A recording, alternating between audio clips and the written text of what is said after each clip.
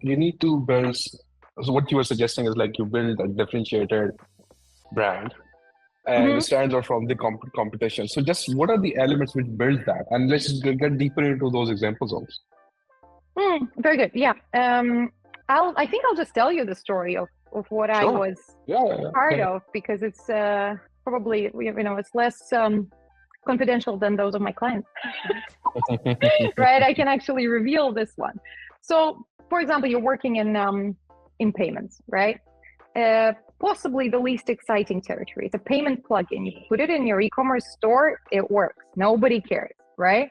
The only reason people care if it breaks down, right? Mhm. That's when they come to you Yeah, and they're angry. So you're pretty much lost the client by this point in time. So yeah, there's yeah, very yeah. little agency the provider really has, right?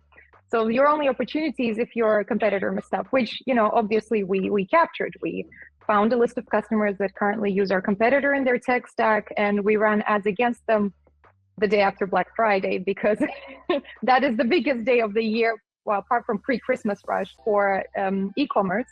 And so if somebody messed up, if their payment provider messed up, there's no forgiveness, right? So very easy audience to just grab and say, hey, come to us, we'll give you a check of your checkout, right? A health check of your checkout, what's working, what's not. And in that way, we passively educate them and passively sell to them our solution.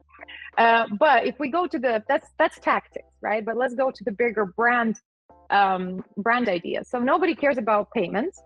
But if you get really nerdy about it, and I did, um, all the tiny UX tweaks on your payment window, the color of the button, the kind of choices that you make in the drop-down menu, how quickly or slowly you can enter the details, how secure it feels with the design, actually have a dramatic impact on conversion rate.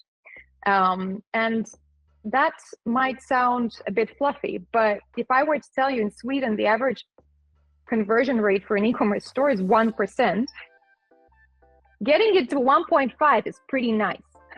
Yeah. Right? Yeah, And that's yeah. the thing that I was like, wait, this nerdy tool, which we don't appreciate as consumers, actually drives massive business results. That's Mhm. very, very interesting. It's like the little hack that nobody thinks about. And our competitors try to kind of talk about conversion rates. They're like, well, with this tool, we grew from 4 till 6%. And then I realized the customers thought 4 is low, 6 is still low. So that's rubbish. They Yeah. were really bad at understanding percentages of percentages. It's only when I started saying, from 4 to 6, we grow your business 50%. They were like, oh my God, let me check the bookkeeping. And I'm like, do, because I'm right. And most of our case studies were 20 to 30% growth of the business. And then I was like, this is juicy. Let's do some research. So I sat in front of, I don't know, 10 people, and I told them the story. And then I said, so imagine you're a store owner. And I asked you, you have to grow your business 20% next year. And I asked you, what would you do? And every single one almost said, well, I'm going to expand range, spend more on Facebook ads, lower costs, etc. But very few were able to connect it with this specific part of tech stack. So I was like, that's an insight, right? It's an obvious, but it Mhm. leads to this aha moment, right? Which is what we do with Mhm. B2C brands. If you look at an ad, you're like, that's clever or funny, because there's this aha moment, right?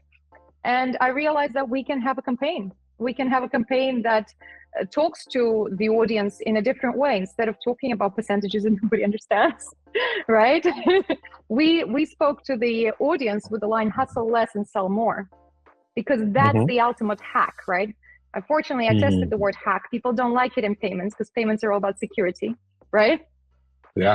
Nice one, got Right? So that died real quick. But the word hustle Mhm. came. We're doing research, and I can talk about it more later, on Instagram, going into communities of people who are e-commerce store owners, and they're all tearing their hair out, or if they're gray haired, but their reality is it's COVID. They're working from home. They're packing a box, nursing a baby, and doing a support call at the same time. Hustle is the definition of their life.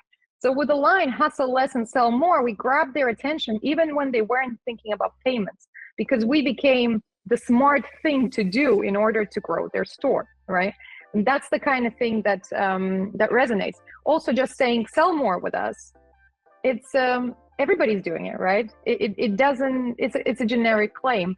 So you win on this empathy with the hustle word, and that's when people really start taking notice. And with that, we obviously looked at different way to visualize the brand. The product name was Easy, works very well with hustle, less, sell more.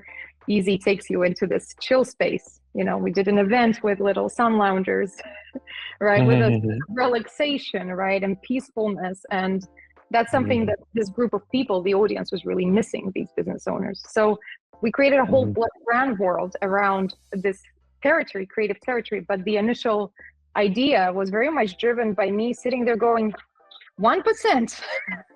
1%. And who cares about payments? Nobody cares about payments. But this is my job. Yeah.